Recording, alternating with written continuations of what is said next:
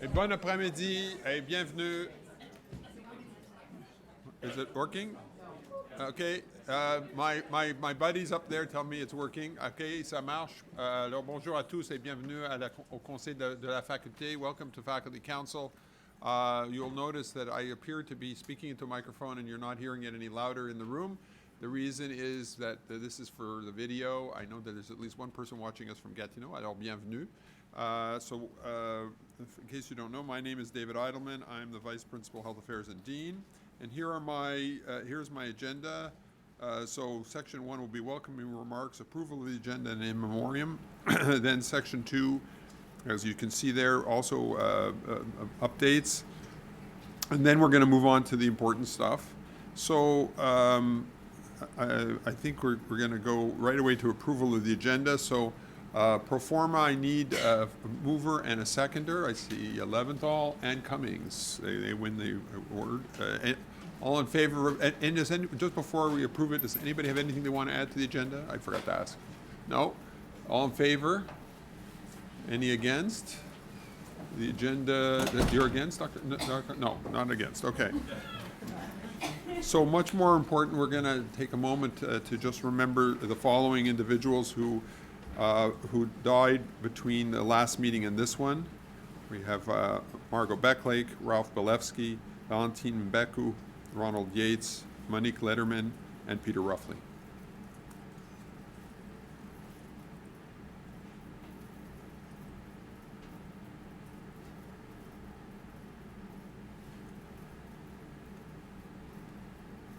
Thank you.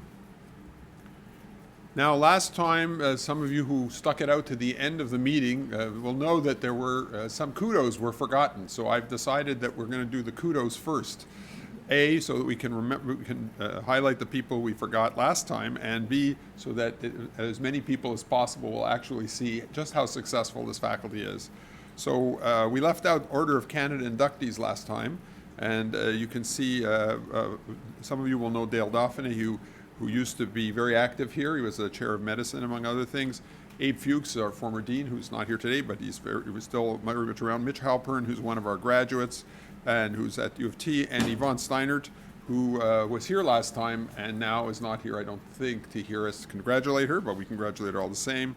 We have Sammy Suissa, who is a Royal Society of Canada Fellow, and Nikki Panpai is a member of the College of New Scholars, Artists, and Scientists.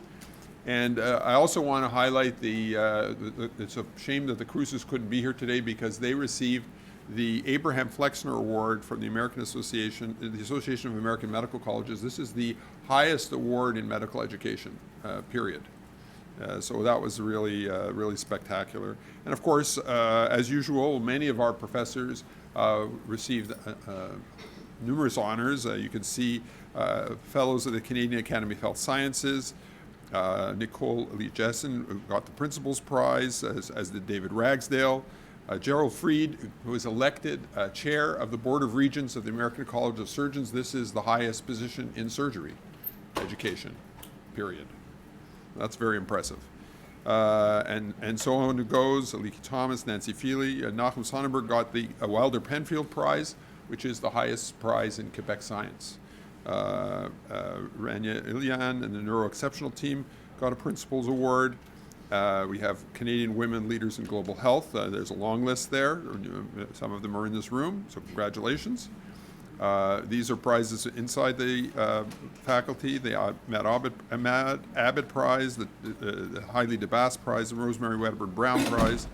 Emily McDonald got the Prix Jeune Femme en Sport, Santé et Mieux-être from the Women's Y Foundation. And so it goes. Heidi McBride also got an award from the Women's Y Foundation. There's a long list of Canada Research Chairs. I'm not reading them all out.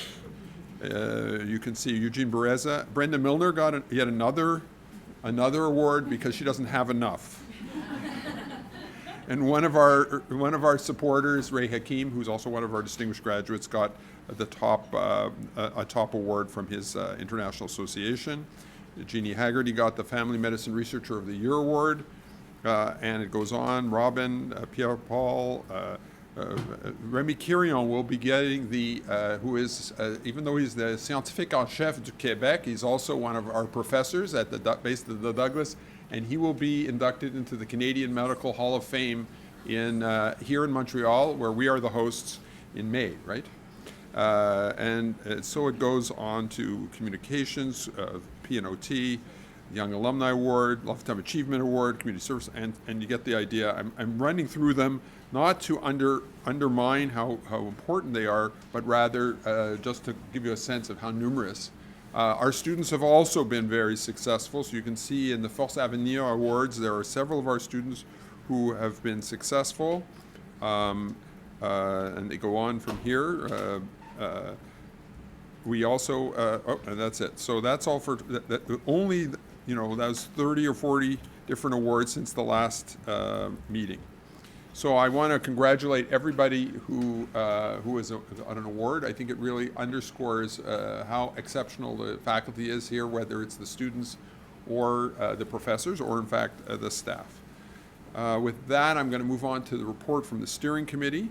So the steering committee, as you know, is required to set the agenda for this meeting, and they've approved the faculty council minutes, which are now online, which we're going to, and they approved today's agenda. They welcomed a new member, Ariane Morelli, who many of you will know, who has been chosen or elected as the new CAS clinical representative on the steering committee. And as is our process, we have a consent agenda, which means that you should have had a chance to look at this. These are items that require approval, but which we're not planning to discuss unless somebody feels that there's an item that they would want to discuss at this meeting, in which case we'll take it off the consent agenda. I don't see anybody asking for that, so if not, I would ask for a vote to approve. I need a mover and seconder for the consent agenda. I have Allard and Saint-Arnaud. And all in favor? Any against? See none against, so that passes. This brings us to the Dean's update. So I thought it was worth giving you an update where we are with the Saudi resident situation. This, as you know, has enormous impact on the faculty, not just for the people who are involved in postgraduate medical education and who supervise Saudi residents or those of you who are Saudi graduate students, but also in terms of the ability to provide clinical service and the ability to generate our budget, not to put too fine a point on it. And finally, most importantly, the impact on the individual people who were affected by this decision of the Saudi government, which meant that a lot of people who work very closely with us were suddenly banished and had to move their families very, very quickly. The good news is that for all but a few of them have returned. So gradually we were allowed to have people permitted to return. So first it was Saudi medical trainees, then it was newly sponsored Saudi medical trainees, dentistry, nursing, graduate and essentially most students have now returned with very few exceptions. And from the point of view of the Saudis who are already enrolled, for all intents and purposes, they're all back. With regard to next year, we have permission to enroll some, but I know that postgraduate medicine has been looking at diversifying to some extent the enrollment, although we will still have a very substantial enrollment from the Saudi residents for next year. I don't know if anybody has any questions about that. I have a question. You need to use a microphone in case somebody's watching on TV. They would want to hear what you have to say, Robert. If we can get the microphone to work. The microphone is dead, so that's a good microphone. I was just wondering, from the PGME perspective, the 2019 start is not winter spring; it's summer 2019. And the last update that I had on that was that interview them, conditionally accept them, but we're still don't really have confirmation that they are funded. We do not have written confirmation, my understanding is, but we have fairly confident confirmation from the Saudi Cultural Bureau that it will be resolved. But it's an excellent point. I mean, we have not yet gotten a formal letter from the Saudi Cultural Bureau confirming that they will be allowed to stay. My sense is that it's because it's so difficult for the Saudi government to find positions for its residents, it's very unlikely that they won't. Go ahead, but it's a fair point. I can say one of the in discussions with what happened over-reliant on foreigners for covering critical services, and there's much more openness in the ministry under this government. So there's, they actually documents circulated about physician assistants, of course, exist in other provinces, notably Ontario, Alberta, and Nova Scotia, I believe, and in the armed forces. And they're starting to look at those things. From looking at them to actually doing things is a long way, but at least there's an acknowledgement now that we're over-reliant on this. The other thing is, one of my colleagues from the Université de Montréal raised the issue that we should be trying to convince the government that we accept more foreign trainees from other places, not just from the Middle East. For instance, fellows from France and Belgium and places like that. We've had some success with that, and that would also help enrich our environment, plus would help cover services. Got to go the right way. Other thing is, the other item I wanted to update people on was there was a very successful retreat of the McGill Academic Health Network, which was held on October 29th, with a theme about learning in the clinical environment, how can we do it better? I want to acknowledge Annette Mainemer for her leadership in putting this together in collaboration with the directors of education in each of our main teaching partners, the MUHC, CIUS de l'Ouest, and CIUS Centre-Ouest. And I thought it was a very, very successful event. There was a lot of discussion about learner wellness, clinical supervision, teaching performance and recognition. And I think one of the outcomes, for those of you who are active in the clinical environment, one of the outcomes that was very clear towards the end of the retreat was how much the learning environment is dependent on the work environment, and how we have a problem with the work environment, unfortunately, in the Quebec healthcare system, and how it remains a difficult environment. I do know that, for instance, there's starting to be in the Ministry of Health some concern about this at last. I know that, for example, we were at the Rossi Cancer Network, and I had a chance to hear the person who's the head of the Direction Générale de Cancérologie is Jean Latreille, thank you. Jean Latreille, who talked about a resilience project that the ministry was thinking of putting forward, at least for oncology. The fact that they even had an idea of putting forward a resilience project suggests that there's starting to be some sensitivity in the ministry to this problem, but I think we're a long way from solving it. I can tell you that the new government appears to be, when we met with them, the words that were used were bienveillance, collaboration, and ouverture. So that's a rather big shift from the previous government's thing, which was, you will do what I ask you to do and you will smile. Okay. Any questions about that? Yes. Just a question. Use a microphone, please, Ariane. Just a question, David. Since this is an open government that's ready to at least talk, has anybody started a discussion about shared PEMS with Yes, people and maybe coming? Dr. Benaroya can comment on Because that. this would be a great solution to address maybe some of the problems with older physicians going out and younger physicians coming in. What I've heard, and this is verbal, is that the Ministry of Health A bit is louder, Sam, because the microphone is not an amplification device, it's only a transmission device. the Ministry of Health is looking at the issue of physicians who are pre-retirement, who are working less than before, and also those who are involved in academic endeavors like clinician scientists, and how to count them in a more appropriate fashion. This is the first time anything like this has been discussed in a long time. And as well, there's a working group that's been struck to look at the future of the distribution of medical specialties, independent or in addition to just physicians. So as David mentioned, this means looking at interdisciplinary work, the use of advanced nurses, physician assistants.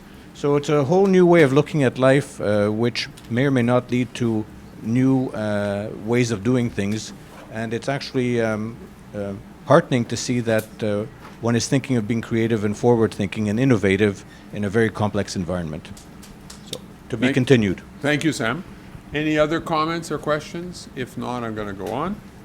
Okay, the Powell Building. So some of you will know, all of you should know, one of the, that when we did not get the Royal Vic project as a project for the Faculty of Medicine, we were offered the Powell Building as an alternative. And so the Powell Building, for those who don't know, is Powell site is the site at the northeast corner of between Penfield and Peel. Okay, and you'll remember, those who are of a certain age will remember that once it was Marianopolis College, and then it was Student Services, and now it's Linguistics and other things. So that area would be transformed into a modern building. There is a proposal on the table to do that. The team, notably on our side, Daniel Dubois and people from Cameron Charlebois' office have been working over despite the McIntyre fire and everything, have been working since the summertime to create something called a dossier d'opportunité, which will be submitted probably in February. We had a meeting last week where we reviewed the basic outlines of this project. I don't have a summary to show you. It was only shown to us in a sort of approximate way. But it will involve at least 3 basic science departments, the ones you see there, space for laboratory teaching, which looks really interesting, and it looks like it will become a crossroads between the lower campus and upper campus. One of the things we still need to work on, those who were at the meeting will remember, is trying to have innovative teaching spaces, especially teaching spaces for interprofessional education. So we're hoping that this building will become the headquarters for interprofessional education on campus. It's a burning need. Some of you will know that in addition to our faculty and the Faculty of Dentistry, there's now openings to social work and agriculture to bring them into nutrition and social work into the interprofessional education realm. So this is a big issue. I think that's all I have to say about that. Are there any questions about that? So, by the way, we're looking for a lead donor. So if anybody has $10 million, I have a great opportunity for you. Arnav is sitting over there. He'll be happy to take down your name and all the appropriate information. We'll call you tomorrow and sign you up. Seriously, though, I have asked that Anna Bendix, who is the person in Cameron Charlebois' office who's responsible, provide me with information so we can make a case for support, because one of the things we're going to have to do in order to make this new building project a reality is to work on finding some lead donors. That's going to be a big issue. But it's moving forward, and I think it's quite a positive thing because we are desperate for space in this faculty. With that ends my report. I'm going to turn it over to people who actually do work. And the first one of those appears to be Dr. Morag Park. I'll deal with my email. So thank you very much. This is really an update for those of you who may have heard some of this about a year ago, but it will highlight where we've got to so far. So the McGill Integrated Cancer Program, or the concept of an Institute for Applied Cancer Science, is really a vision to integrate cancer research across McGill, the McGill hospitals, and even beyond. The goals of this initiative are to leverage the power of fundamental translational and clinical research for the detection, prevention, long-term management, and cure or care of cancer. The goals are to build a close integration of clinical practice with research, to increase and harness clinical trials for discovery, to develop multidisciplinary, interdisciplinary, and transdisciplinary teams. So this isn't just Faculty of Medicine. This is integrating with Faculty of Engineering, Computer Science, Mathematics, bringing new technologies and new innovations into addressing cancer problems, to harness the power of multi-omic data, but to actually even use multi-omic data, not just internally, but nationally and internationally, and to exploit this data through integration of artificial intelligence and what we would now begin to call integrative omics, or integrative, omics, basically. The overall goals are to provide exciting and cutting-edge training programs, again, that are transdisciplinary, multidisciplinary, building innovation and entrepreneurship amongst our students and postdoctoral fellows, recruiting the next generation. How do we look exciting to the next generation? We are an exciting institution. I think if we look at ourselves on the web, we probably don't look that exciting if we go into cancer. But everything is there. We're world leading, but we need to integrate and start to build our vision. Seed grants, mechanisms to bring teams together, bring transdisciplinary teams to work together, get to know one another, build this capacity for integration, trust, the ability to talk to one another. Perhaps identified as the biggest need are shared platforms and harmonization between platforms. So not duplication, to really exploit what we have, build on what we have, and again, become world leaders in the areas that we identify as our strengths. And of course, one of the long-term goals is to secure large-scale and long-term and sustainable funding for these different activities. This started actually a year ago when the Dean asked me to present starting vision of what this could look like. We had a busy spring, but we had a number of discussions at multiple sites, the Jewish General, MUHC, the Goodman Cancer Center, the Lady Davis, and with folks in engineering and artificial intelligence. We brought people together in May at the Faculty Club for a summit. We started to build our research teams. These are working groups from all pillars with a goal to try and bring people together from multiple pillars. We are beginning to generate performance metrics and comparator data. And of course, the goal is to develop provincial, national, and international partnerships. We have some next steps, building a governance plan, building really the structure of the initiative, but these are ongoing now. The questions that we posed was, what would a grand challenge approach accomplish in cancer? And the decision was that this should be patient-centric. We can now start with the patient and perform research. But we decided that we should address the cancer continuum. So the challenges of prevention, diagnosis, precision therapies, therapy resistance, and metastatic disease. And with each of these areas, we identified a number of domains that we had interest in and expertise in. This gave rise to this, a set of working initiatives, our research focus, precision oncology, big data, and artificial intelligence. How do we harness that? How do we both exploit it and make it better? An initiative based on lifestyle and prevention. How changes in lifestyle could impact on cancer initiation, but also even on outcome following treatment and surgery. Early cancer diagnosis, the recognition of the challenge of drug resistance and metastatic disease, the cancer immunotherapy, the revolution that we've seen in the last 5 years on new types of therapeutics coming to the clinic based on harnessing immunotherapy products, and where do we place in our ability to use these and also to develop these. And a key area, translating discoveries to the clinic.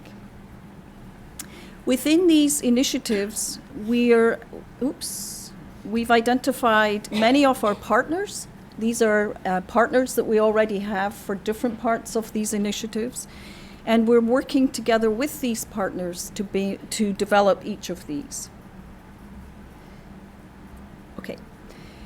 What was recognized in building what we would call a grand challenge research approach, recognizing that we cannot answer any questions in cancer in one hospital alone, was the need to build an integrated network throughout McGill. So this is both the 4 hospitals with the surgical radiological practice, the tissue banks, for example, harnessing our research teams and our research centers with basic and translational research, interdisciplinary research, as I said, that's non-faculty of medicine, engineering, mathematics, physics, computational sciences. The strength of our genomics platforms in the, this goes forward, in the Innovation Center, strengthening partnerships with industry and developing new style partnerships with industry for discovery translation. This really needs venture capital and a plan with McGill to commercialize and harness new discoveries. And of course, the Rossi Cancer Network, which is already a network bringing together clinical data in the 4 hospitals in cancer. So we see that this is the ecosystem that we want to develop. This ecosystem will see 8,500 new cancer patients every year in the McGill Hospital complex. Precision oncology was identified as one of the areas that we should harness. We know this is integrated within the hospitals and within the Rossi Cancer Network. We know that cancer diagnosis and treatment are changing, that the use of molecular-based profiling of individual patients' tumors are now a driving force for the stratification of these patients for therapy. This is integrated within the Rossi Cancer Network. It's also dependent on the molecular pathology initiatives with Alan Spatz at the Jewish General Hospital. But this is absolutely dependent on our ability to harness big data. And in discussion of how we would exploit and advance our capacity to harness precision oncology, it was identified that we really have to recognize the strength of the other disciplines. Radiomics, for example, within 5 years is considered to have the capacity to actually identify genetic mutations in tumors just by imaging. This can already identify some genetic mutations, such as in the EGF receptor. These assays, if we want to call them, are at Health Canada at the moment. Health Canada doesn't know how to address establishing these as supported areas for diagnosis, but this is coming. This area is developing. It's linked with artificial intelligence and the capacity to analyze large amounts of data that already exist in the hospitals, that are being performed for every patient with cancer as they enter into the hospital system. OncoDrive is an initiative really championed by Patricia Tonin. This is also generating big data, generating sequence analysis of patients' tumors as they enter the hospital. Some of this could be integrated, obviously, with radiomics and imaging data. The capacity, the identification that our ability to respond to treatment, and particularly immunotherapies, is dependent in part on our microbiome. Each of us are more bacteria than we are cells, and understanding the microbiome and harnessing the microbiome is an area that we really haven't capitalized on. This is recognized now worldwide as one of the key developing areas, particularly to understand cancer and responses to different therapies.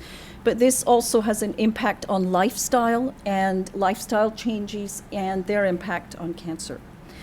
I'm not going to go through these in any detail, but what I want to point out is that each of these initiatives have people from multiple centers, from multiple pillars, and each of these have identified the need for platforms. I think our crisis, in particular in the hospitals, is a functioning data warehouse. This is being addressed by a number of individuals, such as David Buckridge, but this capacity to integrate clinical data, to have clinical data be able to speak between different hospitals, and of course the importance of having clinical data to integrate nationally into national networks is a key enabler, but it's also a bottleneck that we are really challenged by at the moment. Digital pathology, another emerging area that will definitely have the capacity using AI to diagnose cancers. And this is being championed by Alan at the Jewish General. But again, this, although a platform, will drive research. There will be cancers that are easy to diagnose and others that will be challenging, even for pathologists. And this is where the research integration can be then built with these platforms. Tissue biobanking that's already ongoing in the hospitals, clinical integration nationally, and this is a huge discussion that we're having at the moment. How do you share clinical data with other centers? How do you even share clinical data between patients on the same clinical trials? So this was identified as one of our biggest challenges. If we can't get data warehousing, data analysis, data integration harnessed, this is one of the key areas. We have strengths in the Genome Innovation Center. There are leaders there, such as Guillaume Bourque, particularly in analyzing large genomics data sets. He's already built cloud-derived platforms that can accept data, that can analyze data. So the technology is here. We have the technology at McGill, but we need to integrate this with the clinical environment. The precision oncology is an expanding area. It's an area of focus for a lot of funding agencies. We've actually been quite successful in already harnessing large-scale grants in this area. One is with the Terry Fox Foundation. They have a vision to build a network of comprehensive cancer centers across Canada. This includes at the moment the BC Cancer Centre, Princess Margaret Cancer Centre. And when they came to Montreal, we don't have a single cancer centre. So to address this, we've integrated the four major hospitals in Montreal, MUHC, the Jewish General, the CHUM, and Hôpital Maisonneuve-Rosemont. So this integration is now called the Montreal Cancer Consortium. This has nearly 18,000 cancer patients, which is of a similar size to Princess Margaret Hospital and BC Cancer Centre. So once these three units are integrated in the Terry Fox network, we'll have nearly 60,000 cancer patients per year in this network. So this is one of the areas that we're trying to address, how we harmonize data between these different networks in the Terry Fox network. We also have leadership, for example, in childhood cancers. This is the Profile Network with Nada Jabado, for example. The EPIC Pancreatic Cancer Network, which is also funded by Terry Fox with George Zagopoulos, and a Multiple Myeloma Network with Michael Seeback. So these are all funded initiatives that are national in scope. And again, they're all challenging how we integrate data across this national platform. Within the clinical milieu, the goal is, obviously we have strength in both the QCRO and Exactis networks established by Jerry Battist, but we've also initiated a funding application with the Quebec government to double the number of patients that enter clinical trials across the Montreal Cancer Consortium. So that's our goal for 4 years, and with this, it's to be able to biobank tissue before treatment, on treatment, and post-treatment from clinical trial studies, again, to understand why patients fail to respond and how they develop resistance. Oncopol is another initiative in Quebec with $15 million from Merck, which is available for research projects in cancer. These are all multi-site research projects, and we've been successful in getting a number of these. So cancer is definitely an area that is well-funded. There's many initiatives, but it's important that we're ready for these initiatives. This is just an overview of the Montreal Cancer Consortium. As I said, over 17,000 cancer patients a year. But what this has allowed us to do is to build interactions with other domains. For example, Ivado in artificial intelligence, the Innovation Center, Exactis, and the Center for Commercialization and Cancer Immunotherapy are all partners in the Montreal Cancer Consortium. So this now puts us in a network where we're beginning to integrate with many of the components of the cancer landscape within Quebec. And our goal is to integrate that landscape across the country with the other large centers that are joining the Terry Fox network. And of course, this includes Genome Canada and Genome Quebec.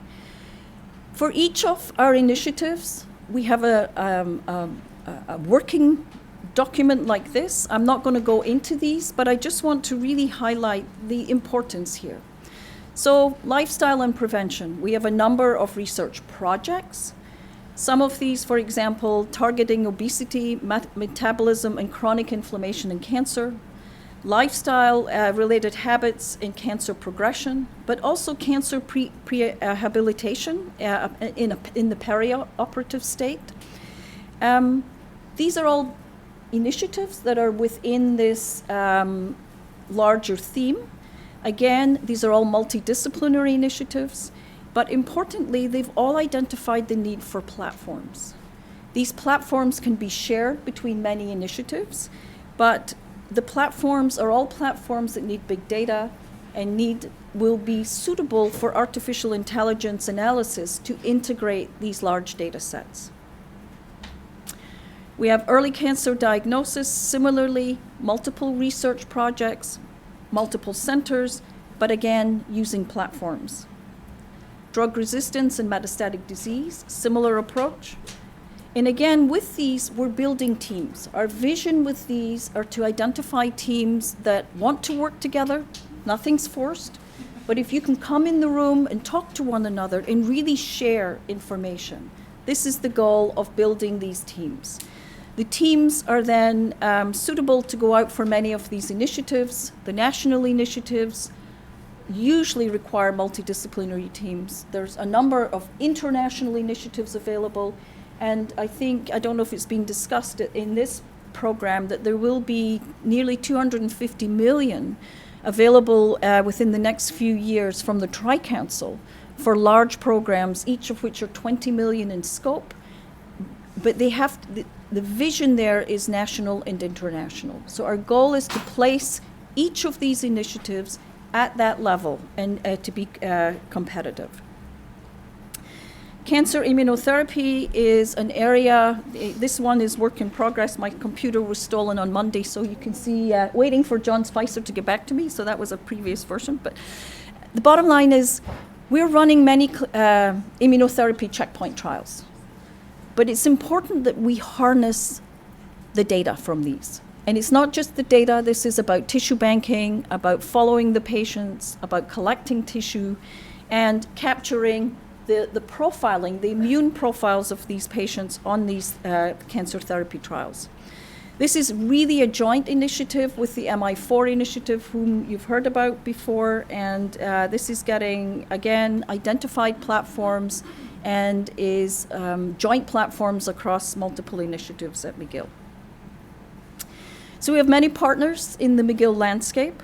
Obviously, the McGill Initiative for Computational Medicine, run by Guillaume Bourque. Big data analysis, how do we store big data? BioX, championed by David Juncker from engineering, mathematics, physics, integrating these innovations into biological challenges or biomedical challenges.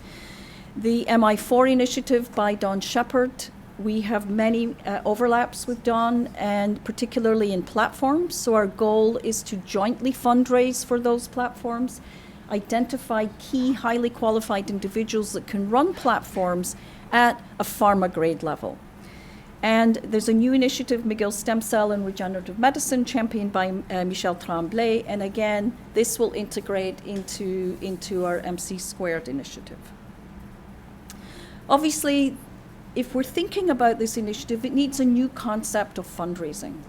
This is not just about writing for operating grants. This needs to be integrated between fundraising with the hospital foundations, fundraising with McGill in the capital campaign, talking to motivated donors, and being ready and capable to apply for these large-scale funding initiatives such as the Terry Fox, some of the SPORE-like networks, and other types of applications.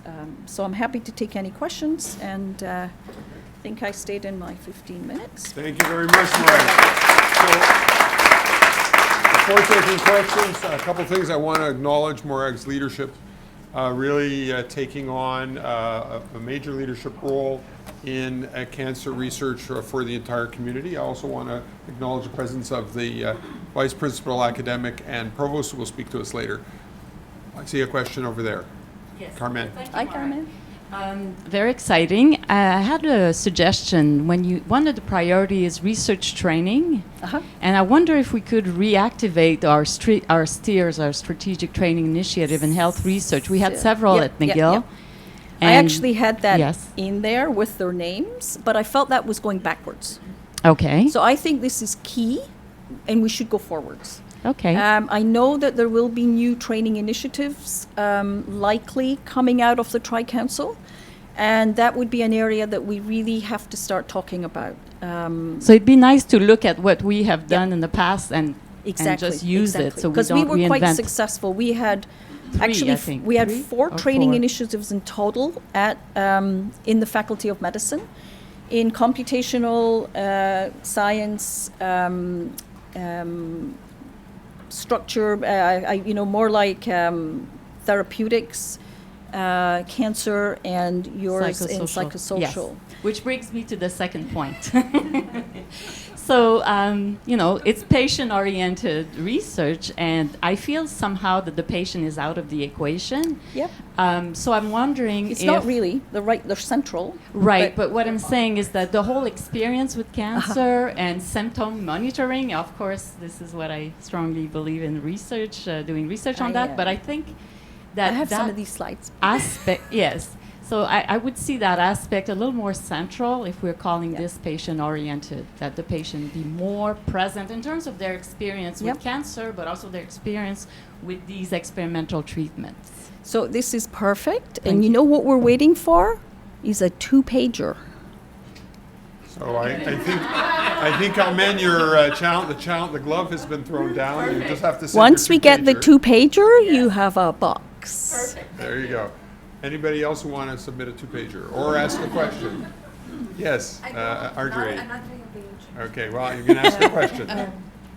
I do research with children with cancer, but as you were mentioning, the data mining, the big data, and the data transfers, there seemed to be an ethical component here that perhaps might need a box to speak of all these ethical issues of how you're going to pull all this off. So as you can imagine, Bartha Nuffers is central to all of this, and Man Sawadi. We had a meeting on Friday. The whole day was essentially around this, not just centered on McGill. This was kind of nationwide. And I think there's 2 big challenges now. One is hospital data can't be shared, it's federated. But patients are now choosing to share their data. And this, we're sitting in a sort of halfway house, particularly in cancer. And so there was a big discussion on how do we handle this? How should this be handled? In the adult situation, is this patients opt-in as opposed to opting out? And where are the decisions made? So this is actually, there's a large application ongoing at the moment for the CIF4 initiative, which is about data sharing and data harmonization. And the whole day was actually spent discussing this. It's a very challenging area. I had a dinner with part of the Quebec ministry the other night when my computer was stolen, so maybe they're harmonized, but they had huge concerns. But they were imagining that this was Quebec data that would be moved as opposed to patients opting to share their data. And I think in cancer, likely the latter may be the area, the direction that patients will go in. Yeah. Okay, Ariane, last question on this area, I guess? Just on this question of data, one of our great wealth source of data is administrative data. The FRQS has had calls for secondary use of databases for cancer research for several years. Are you talking about that with the Quebec Ministry in terms of trying to link the administrative data with the clinical data sources? Because this is something many of us are trying to make inroads into. Yeah, so I personally haven't had that conversation, but I've been in rooms where this discussion has been going on. And clearly, if, I'm just showing here, this is a page sent by one of my 2-pagers. And again, you can see this need for integration of data in the hospital. The importance that we need to get to now is to identify what are the key challenges, and that would be one of them. And so if you could email me, which I should have put my email up there. Morag.park@mcgill.ca. Yeah. This is really a work in progress. We've been kicking shins and banging heads to solicit 2-pagers. We're open for business of any more. And really what we want to build are multidisciplinary teams of people that are interested to take on these challenges, or challenges that they feel are important for an initiative such as this to succeed. So it would be now for us to sit at the table. We've got quite a lot of momentum with those areas that I've highlighted. Nursing is not represented here. It needs to be represented here. So it's really, it's part of the work in progress, and we are really open to interactions with everybody.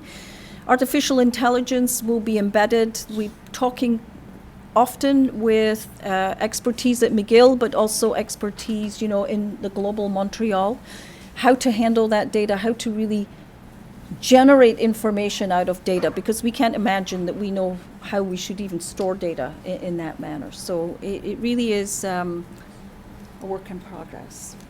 Okay, But we're getting there. Thank you very much, Morag. That was excellent. I think that this presentation highlights a couple of things. Aside from the Morag's excellent leadership, is also the growing recognition in our faculty that some of the most impactful research initiatives we're going to have are not going to be departmentally based or hospital based or institute based. They're going to be cross-cutting because of the importance of bringing together so many different types of expertise. We're fortunate to have those expertises here at McGill and in the Montreal region, but I would encourage people who see themselves or can imagine themselves in one of these initiatives like MC2, MI4, or the others that you heard about, to really step forward and put your name forward. These are not intended to be exclusive clubs, rather they're inclusive, and their strength lies in a diversity of participation. There's no one group around that has all the skills necessary to answer these questions, and these are really critical questions. So I'm actually quite, speaking personally, I'm quite encouraged by the growth of these approaches, because I think it allows McGill to be at a much higher level of performance than we had in the past, where we were all kind of isolated. Now, that's very timely then to talk about the bicentennial, because we've been working at this for 200 years almost. And 200 years, it's a while, so we're going to do some celebrating. So who's speaking to this? So Monsieur Cadet is going to come up and talk to us about the bicentennial celebrations, which are going to start in September 2020, practically tomorrow. Off you go. Thank you. Hello, everyone. Can you hear me? No? Okay. So this is only a transmission mic. We need the mic for the TV, oh, yeah. but it doesn't work. So, thank you, everyone. I know a couple of people here, but most of you I don't know. My name is Gérald Cadet.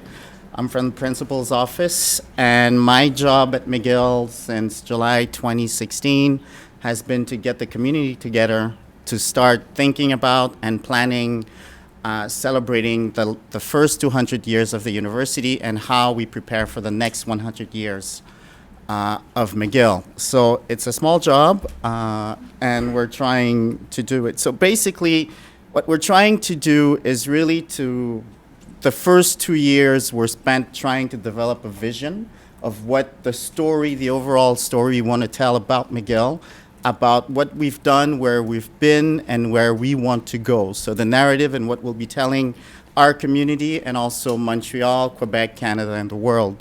So you have here the vision that we've put forth to the leadership of the university that was accepted. The fact that McGill has been a beacon not only in Montreal, but in Quebec and Canada and in the world, and that we intend to continue playing that role over the next 100 years. So while Dean Eidelman says that we've been at this for 200 years, we want to look back at our successes, at some of our challenges as well, but we mostly want to position these 15 months because it's not a one-day affair, as you might think. It's going to be going on for 15 months. So don't get tired of it. But from Homecoming 2020 to December 2021, we'll be celebrating. So we want to look towards the future for McGill. So what are some of our goals? What are the guiding principles? I've put here the 6 major goals of the celebrations.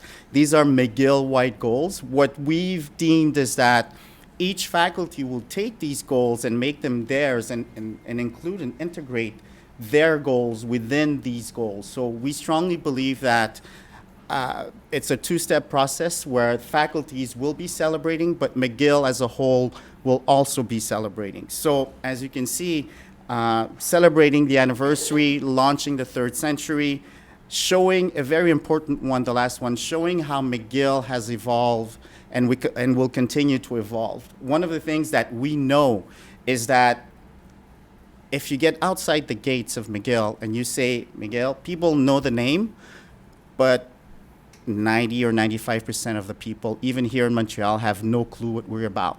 So one of our challenges is to start changing that perception. So that's one of the big things that we want to do. How are we going to do that? Well, we've asked each faculty to create their own bicentennial committee and to develop their programming. And us at Central will be developing the overall programming for the bicentennial.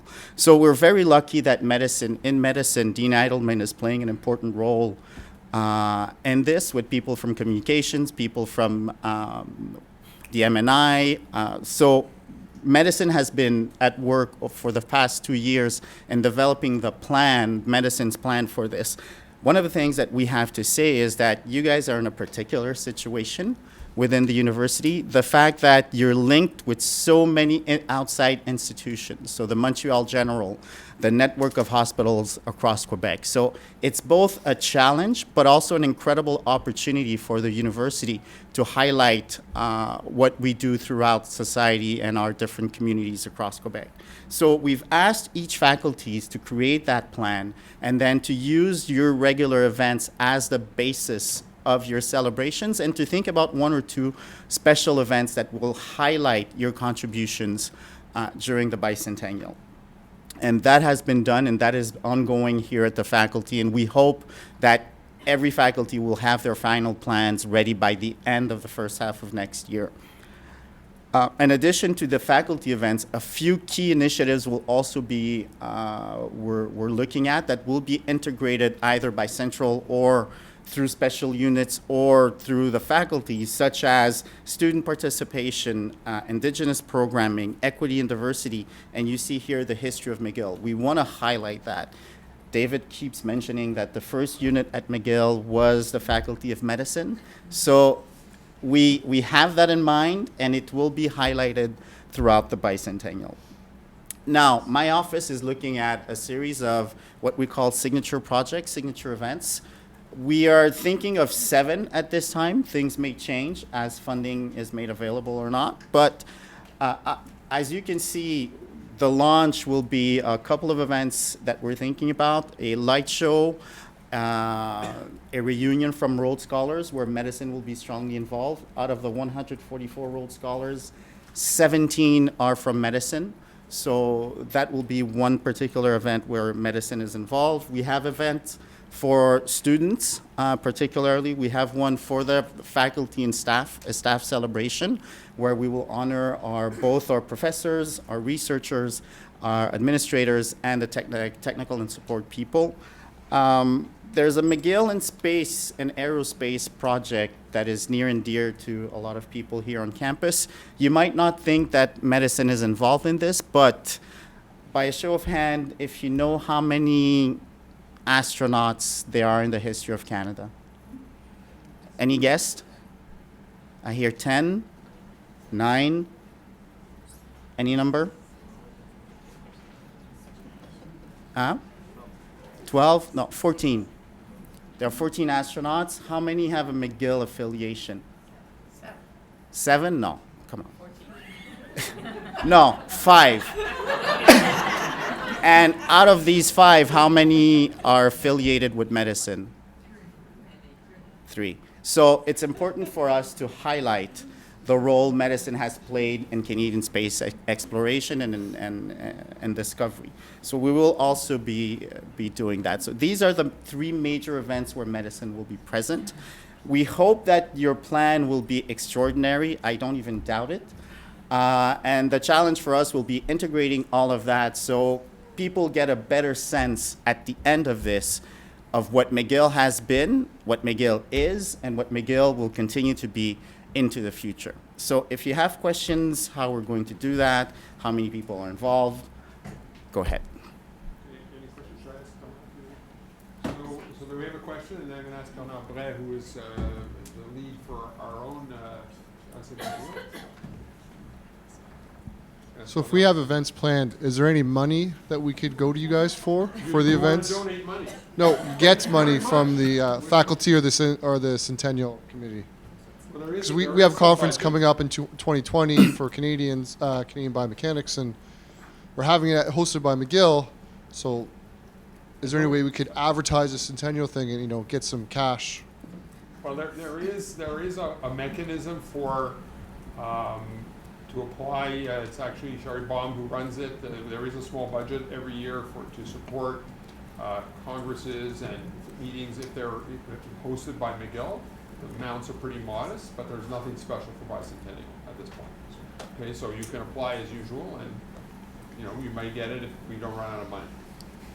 One thing that we may add to that is Tourisme Montréal has now put together a program where they're supporting conferences held in Montreal, and it might be a good avenue to explore. And that's something that we will be looking into as part. One thing that wasn't mentioned here is that in terms of the funding of the bicentennial, we'll be looking both for internal and external sources of funding. So sponsorships and whatnot to pay for a lot of these spectacular events. So if you have some events like that may lend themselves to being sponsored, and if they are selected to be part of medicine's planning of the bicentennial, please let us know. We could integrate them into our overall sponsorship package, and I think that a lot of your stakeholders might find this quite interesting. Yes? Thank you very much. Just a quick point about in the vision statement you had students and educators. Yes. For the next 100 years. And not researchers? Researchers? No, we didn't. Excellent pickup. It's, of course, it's implied, but when you're putting together the nurses vision, are looking upset. Where are they? Where are the nurses? No, but they're upset because the empathy. You see, but the I'm feeling empathy to the educators, researchers, and the way we're framing this are part of the educators as well. That's why I didn't put teachers or professors. Some of you won't agree, I but think you're getting the feedback that you might want yeah, to change. I know. We have another comment. No? Okay. Any other comments? Otherwise, I'm going to ask Bernard to say a few. Thank you very much.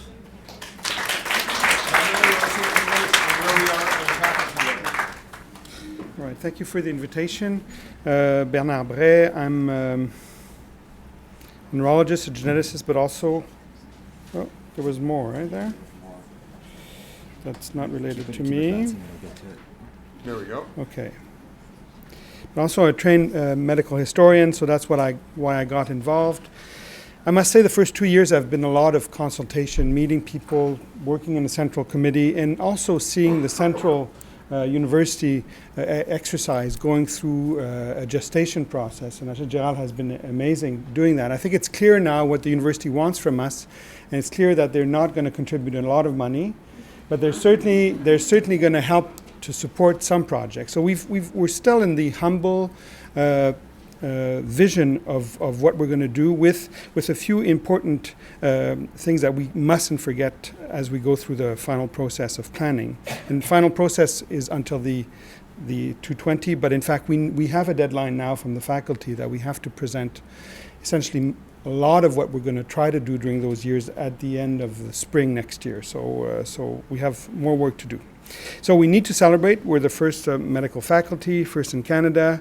We have to also celebrate or underline all those contributions. And I think the message from the Dean has been from the beginning to us and it fits the university vision. It's looking to the past to be better for the future. So I think most of the events will have that future-looking perspective.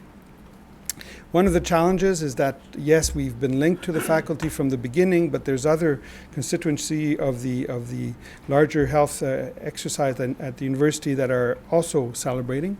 So the nursing school, I think we'll hear from them in a few minutes, and the Montreal General, who's central to the founding of the faculty, who also is celebrating. And we're trying, and it's been a work in progress very much so, trying to see how we're going to blend those. And I think my major preoccupation has been how can we blend it to the 200th of the General, to be sure that if there is a major event that has historical bearing on during that period, the General has to be a central piece. And that has been also a very clear message from the Dean. At this point, the General is evolving in who will be leading their historical celebrations, but I think they, like us, are very keen on doing something. I mean, the word big never comes to mind. Something momentous would be probably more appropriate. So again, there's people here, and we're very concerned about getting the students involved. It's a major dilemma. We've consulted them. Most of them are thinking, well, I'll be gone. But some of the constituencies have said that they would get involved in different ways. So I think the students will be important.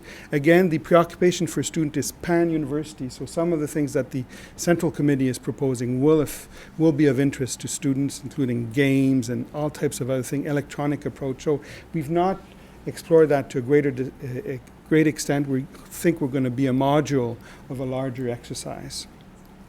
And then the incredible community. I think that's what comes out of all our meetings, is we're part of a larger community with a very strong perception that with Gatineau coming on board, we have to find a way to make that also part of the celebration.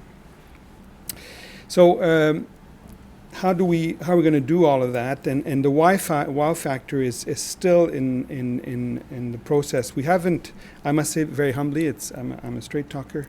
The real wow event has not yet come. So if we've consulted a lot of people, we've invited many of you to meeting, I don't think we still have the large event that will say, I have confidence. I'm not a late bloomer, but I know it's going to happen. So, but if anyone has a great idea, we can certainly work on it. I have a few. I'm going to end with that in shortly. So, at this point, not more on me. Not interested. So, one of the things that the faculty has generously offered to the committee is to use the Holmes lecture, which is already supported, and to organize them around the theme of the 200th. So in fact, those lectures are available, and maybe some of the constituency represented here today can think of, well, maybe those large lectures or potentially large lectures could be brought to a kind of historical perspective, and then they would become truly Holmes 200, McGill 200th anniversary meeting. So we already have that as a way to organize lectures. all of you in the room organize lectures. There's already too many lectures, so we have to make it an added value type of event. But we already have that series, and I think that will serve as a cornerstone of the lecture series during that 15 months of activity. We are trying to explore, and I think that's where some of you in the room will partake, larger, not only lectures, but really symposium type of activities. At this point, I must say the list is long, but nothing is really coming out as a finished product yet. So if some of you, like an example earlier, has something during that time slot that could be, in a way, placed in that setting, we could do it. We get a strong message from the university that they can't spread the 200 everywhere, but it's not going to mean anything. So we have to, please consult us, thinking does it have some 200 feeling to it, and then maybe there's a way to bring it to that scale. Again, I think we're going to work on a big event around the Montreal General, hopefully full of surprise and entertainment.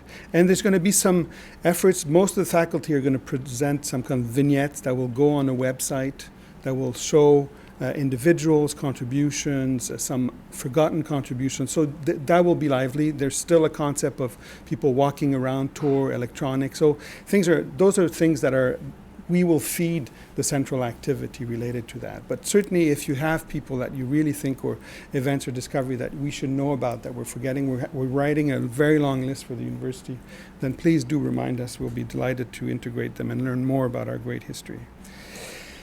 One of the reasons why I was interested is I'm a 19th century historian, and 19th century is really the rise of medical celebrity as we see it now because of publications in Paris. That's the time it appeared, and it's also the idea of portrayal of people.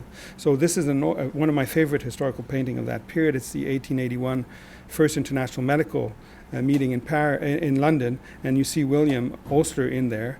And in fact, that's the time where McGill probably became really a star faculty in many ways. And I think there's maybe a way to recreate that historical garden party event. And that's the theme I have still in mind for me, the idea that maybe there is a way for the faculty around the MGH to present this kind of garden party, celebrating our time. Maybe I like dressing up, not in another sex, but dressing up just historically. And so maybe there is a way to work on the concept of celebrating in many ways where it would be learning, fun, entertaining, capitalizing on some of the musicians in our faculty and so forth. So that's a larger concept I'm interested in. But there's more that we've thrown around, and I'm going to ask my colleague Diana Colby to tell you more about what we've found about the interest of others. Thank you.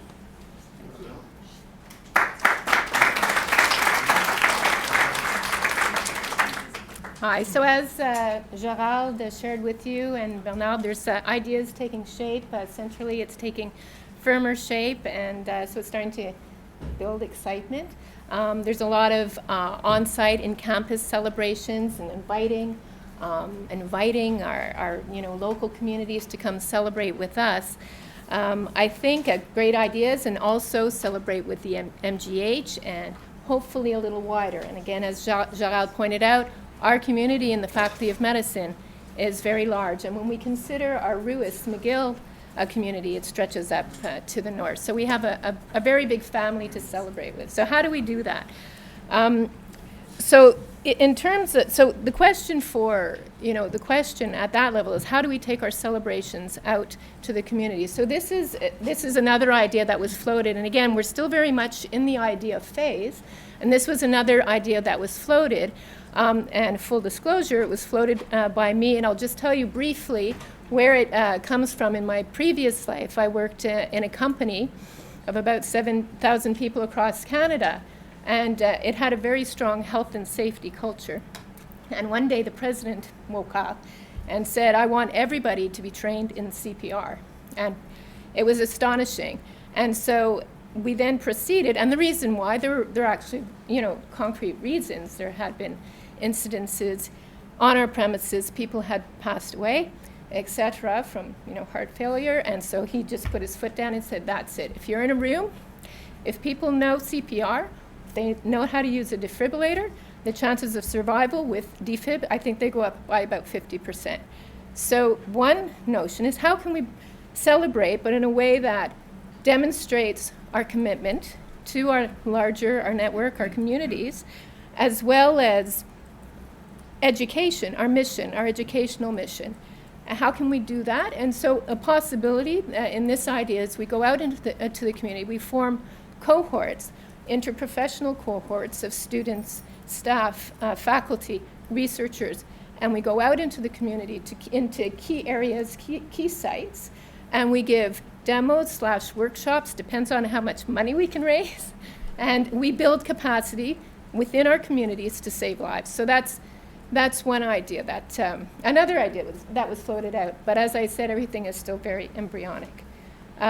If we continue, I'm just going to share with you some of the other ideas through the volunteer committees, etc.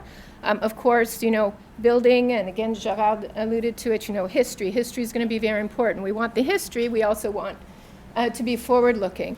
Historically, a website, an interactive timeline. We made reference to 200 stories. How can we engage people to submit their stories? Alumni, students, staff, faculty, submit their stories to celebrate the 200th anniversary. Questions, do we need a history book? It's a big question. They usually we have boxes of history books from previous milestones, but it's a question. Should we just be thinking digital at this point, Campaigns with our alumni, social media, it was raised in our last faculty leadership meeting. We need, major social media campaigning to reach on the research level to make sure we're reaching that larger community. How do we celebrate with them? So a lot of important thinking to do about that. Other ideas, and we're putting them up here because we wanted to be respectful with respect to the, incoming ideas that we have received so far. Lab roadshows to showcase the science. It's some children-focused activities. Perhaps it could fold into Bernard's. An innovation trail, tourist attraction. We are not at a loss for ideas, but we are still receiving more if something is missing. And I think that's kind of where we are. We're at a point where, okay, can we start developing a short list, thinking of our different audiences, internal, external, our immediate community within our teaching hospital network. We started, slotting in a few of the ideas. Many of them actually cut across all the audiences, but this is essentially where we're at. And so next steps, input from the Faculty Council. We might not be able to discuss in detail here today, but we will send an email out because we're at the end of our information gathering, and we want your input to identify, is there anything big, glaring? Again, Bernard referred to the wow factor. What idea, any here that you thought were interesting, anything we're missing? We will also be reaching out to you because we're going to start gathering information like firsts, etc. Gerald he's starting to pull out the whip. He wants information from us. So we will be reaching out to you at that level as well. That's it for now. Okay, thank you very much. Thank you very much, Diana. We're a little pressed for time. Yes? Nursing is thinking of a thing? Okay. We programmed a lot of people. I see. Okay. Well, nursing. We don't want to. Well, please come up and talk, because I was just going to say that that we have a number of milestones, one of which is the 100th anniversary of the nursing school. But go ahead, off you go. Okay. Hi, everyone. My name's Christina. I'm the communications officer at the Ingram School of Nursing. This is Melanie Gauthier. She's a faculty lecturer, and she's also a co-chair of the Centennial Nursing Committee. So very briefly, very high level, we have a whole bunch we don't really need a reason to celebrate. I mean, 100 years is pretty amazing in and of itself. But the reason why is we have a really storied history. We, the school, just thinking about the times that we've almost been shut down, we've gotten through a lot of challenges, and we have a lot of things to celebrate, like the McGill model of nursing and now strengths-based. So we have a lot of reasons to celebrate. We've outlined we've outlined by way of our committee, so we have a lot of people on our committee. We have faculty, we have admin, we have alumni, and we have representatives from our clinical partners. So we've identified who we want to celebrate with, so, largely along the same lines as Faculty of Medicine bicentennial celebrations. How do we want to go about it? Well, of course, we want to look at the past 100 years, but we want to have a strong focus on the future, so that's going to be where students are a big part of the equation. And we really, really, really want to focus on what defines us and what sets us apart as a School of Nursing, which is strengths-based nursing. So if any of you have heard of that, but it's really our MO, it's what defines us as a school. So we want our centennial celebration to be really entrenched with that key messaging. It's been really important for me to be a liaison. I'm working closely with Diana Colby, Faculty of Medicine, and staying tuned into what the university at large is doing for the bicentennial, so that everything is kind of cohesive and that we're following the same kind of lines of thinking. Broadly, we're going to start officially celebrating at the beginning of 2020. So we're envisioning a year, January 1st to the end of 2020 with multiple activities. And I think I'm doing way too much talking, so I'm just going to let Melanie. So as Christina said, that we do have a steering committee for the Centennial. We established ourselves in 2017. So as Christina said, we have faculty, administrative staff, alumni, and some representative from clinical partners. We did develop our project charter. We do have a reporting structure, and so we're working on that. We decided to basically split up into work groups. So we have a work group that will really look at educational and research activities that we'll be doing. So we have a few ideas, like a research symposium, master classes like in simulation. We also were thinking one of our big events that I'll mention after is really our Nursing Explorations Conference that we have every 2 years. We also split up into a communications and marketing. So obviously Christina is going to be leading that one. We do have a celebrations work group where one of our large events that will close the year will be a gala that we will have at the end of the day of our Nursing Explorations Conference.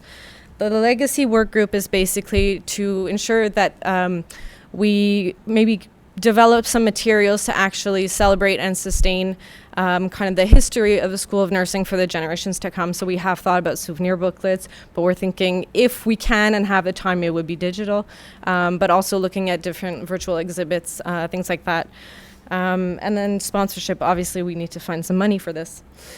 So some of our ideas that are actually now have been decided because we have started advertising our centennial is actually the title of our centennial year would be 100 Stories of Strengths for our strengths-based nursing model that we have.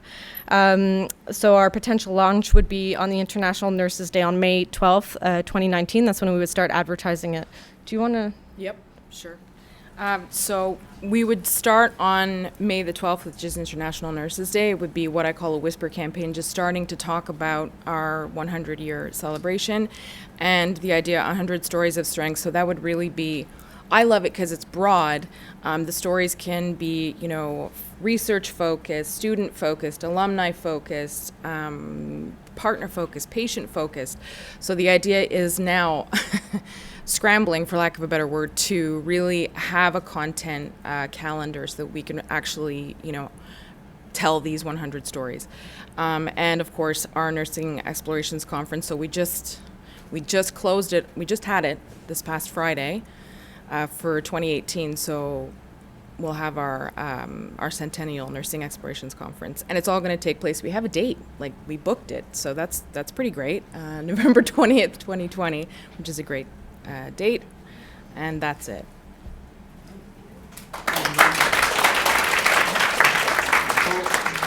Thank you. It's nice to see how organized you guys are. It's obviously been doing a great job of thinking about this and putting it together. I got to go to at least a few minutes of the Explorations Conference, which was really great.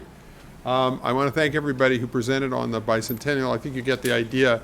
This is a major undertaking, and there will be other subsets like the nursing 100th anniversary. There's a lot of things going on. and I encourage people to participate and send in their ideas. I'm going to call on the provost to speak next. So we're going to have to adjust the schedule because we're running a bit behind. So he's like a boxer, you know. He's taken off his cloak and he's ready to take us on. I was looking as I sat on his hooks, and I just hope that's not where you string up provost. You have to talk to the mic. Okay, thank you. Well, it's a pleasure to be here again. I know you're running behind time, so there are just a few things that I'll try to highlight. I want to talk a little bit about an initiative that we're in the middle of right now that we launched this fall, and that is we've undertaken or embarked on two strategic hiring initiatives university-wide. One in artificial intelligence and the other in Indigenous studies and education. And the Faculty of Medicine is front and center in both of those initiatives.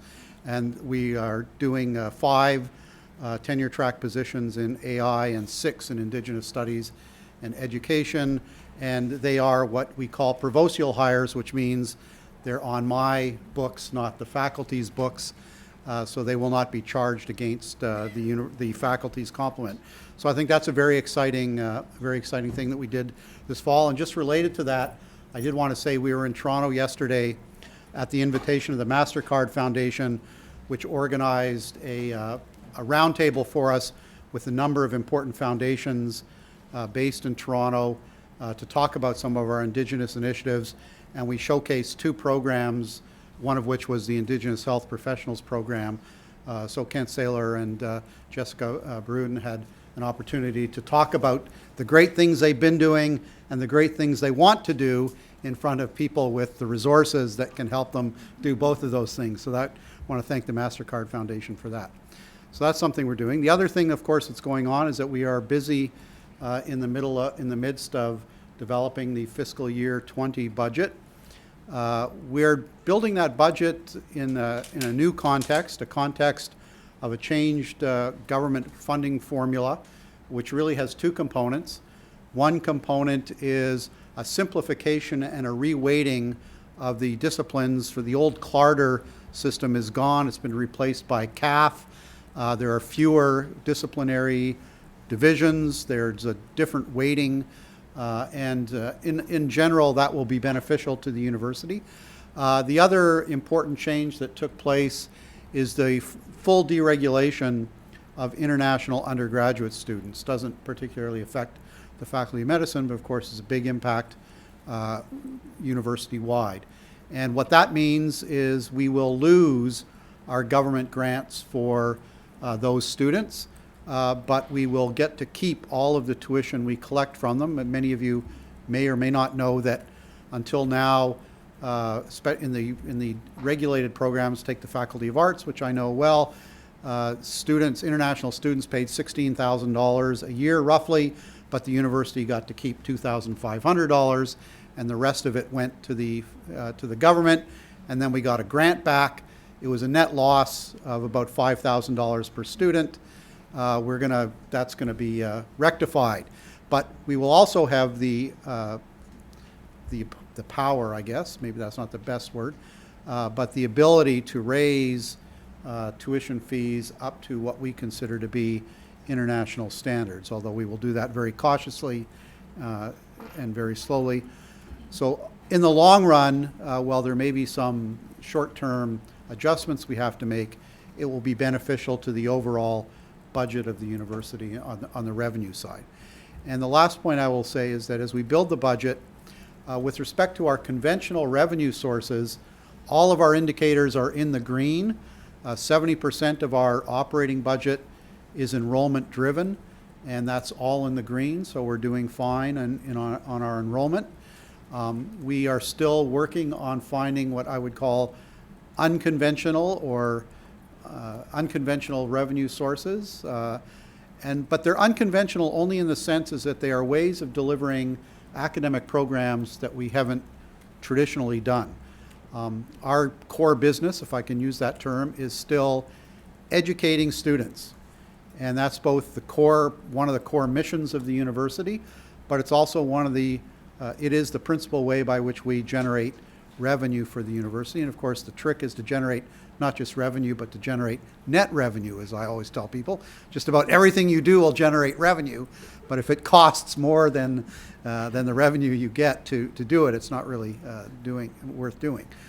So, for example, maybe I can talk about, nursing was just up here. The Bachelor of Nursing Integrated Online Delivery is something that's a very interesting way of fulfilling our educational mission, but doing it in a non-traditional way that will open the door. So I think I'll stop there, David, and I'm happy to take questions or comments. Thank you very much, Chris. Are there any questions? So, Penny has a question over there.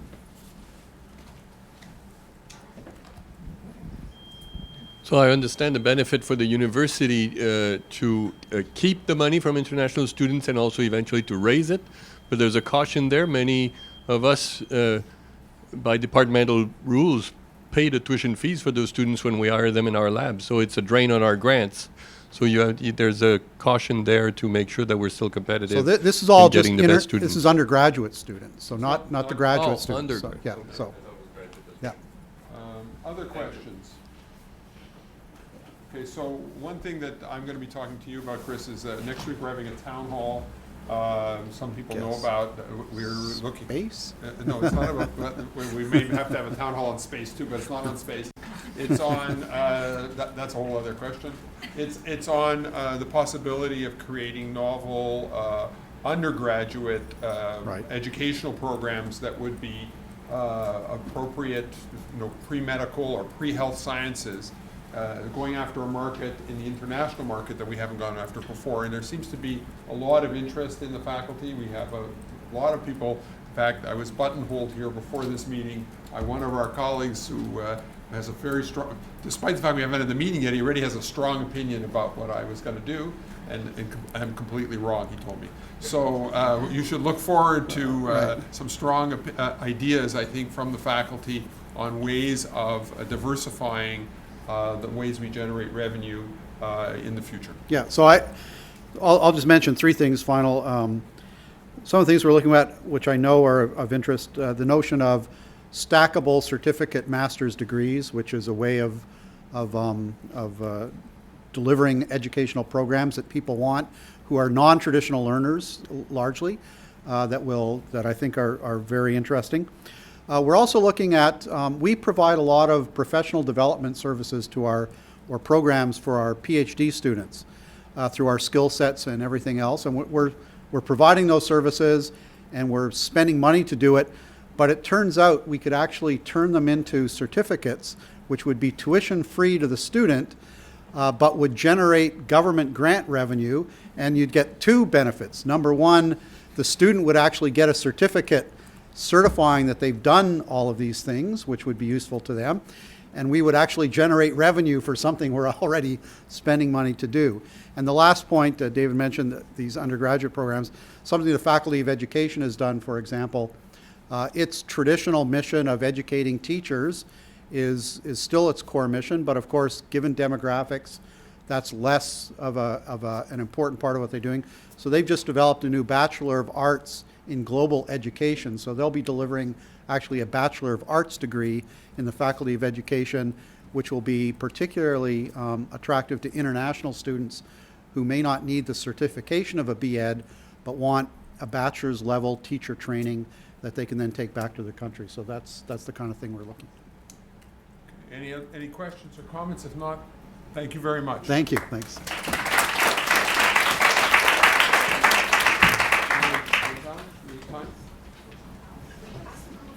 Okay, so we, due to the bad job that I've been doing as overseeing this meeting, we're running over time, and we want to have a presentation on the capital campaign, which is obviously very, very important.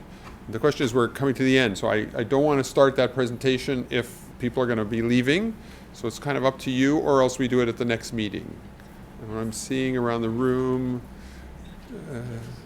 people are saying go for it. No, they're saying no. They all want to leave. So Chantal, I want to apologize but I didn't want you to get up and then have people walking out. So this brings us to Varia. Do we have any varia to report? If not, I want to thank you all for your attention. And Chantal, next time you'll be the lead on the meeting. You get first dibs. Thank you very much, everyone.